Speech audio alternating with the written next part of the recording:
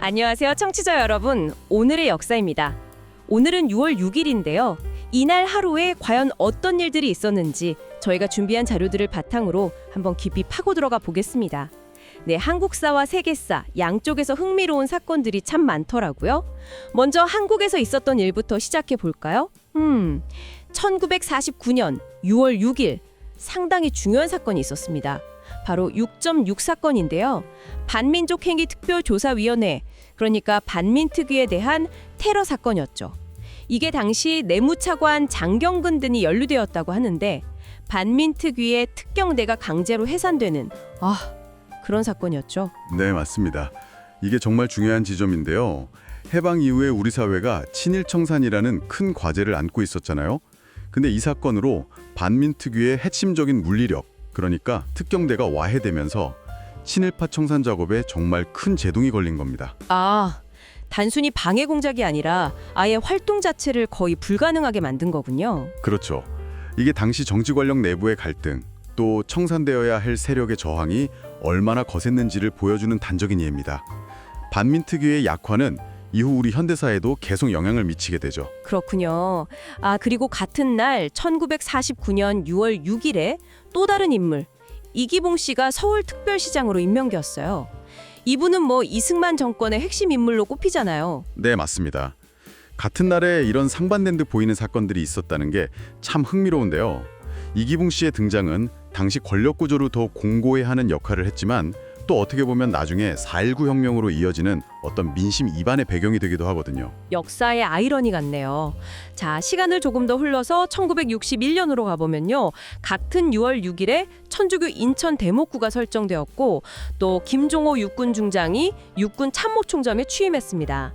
이건 5.16 군사정변 직후였으니까 군분의 권력 재편과 관련이 있겠군요. 네, 그렇습니다.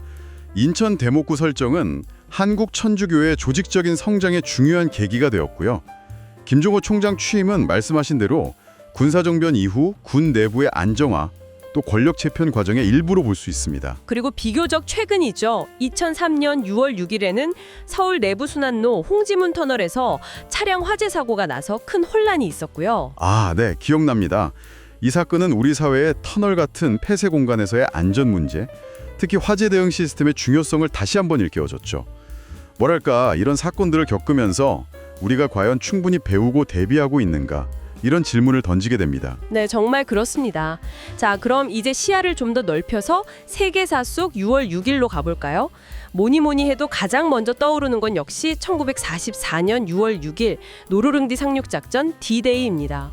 와, 15만 5천 명의 연합군이 프랑스 노르망디 해안에 상륙했다니 정말 역사상 최대 규모의 상륙작전이었죠. 네, D-Day는 제2차 세계대전의 향방을 결정적으로 바꾼 사건이죠.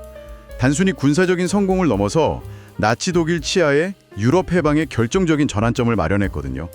연합군의 최종 승리를 앞당기는 발판이 되었고 더 나아가서는 전쟁 이후의 세계 질서 형성에도 큰 영향을 미쳤습니다. 그러니까 전쟁의 흐름 자체를 바꾼 거대한 사건이었군요. 시간을 좀 더 거슬러 올라가 보면 1844년에는 런던에서 YMCA, 기독교 청년회가 설립되었네요. 네, 이것도 상당히 의미가 깊습니다. 청년들의 어떤 전인적인 발전을 목표로 시작된 단체인데 전 세계적으로 퍼져나가면서 현대적인 청년 복지나 커뮤니티 활동의 중요한 모델이 되었죠. 스포츠나 교육을 통해서 사회에 기여하는 그런 방식들이잖아요. 그렇군요. 조금 더 가벼운 소식도 있습니다. 1984년에는 전 세계를 휩쓴 게임이죠. 테트리스가 소련에서 처음 출시된 날이기도 하고요. 테트리스 정말 대단했죠.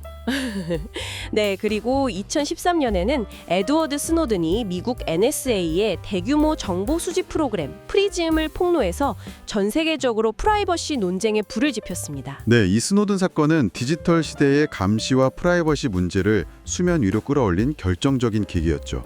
국가 안보라는 명분 아래 개인의 정보가 어디까지 수집될 수 있는가, 이 기술 발전에 따른 어떤 통제 가능성, 이런 근본적인 질문들을 던졌습니다.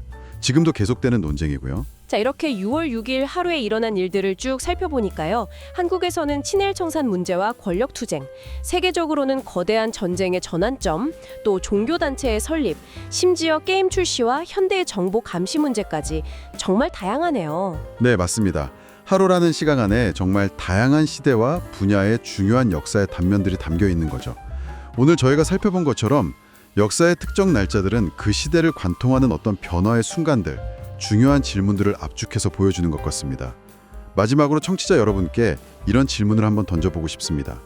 오늘 이야기 나눈 이 6월 6일의 사건들처럼 과거의 수많은 하루하루가 지금 여러분의 삶과 우리 사회에 어떤 방식으로 여전히 영향을 미치고 있을지 한 번쯤 생각해 보시는 건 어떨까요?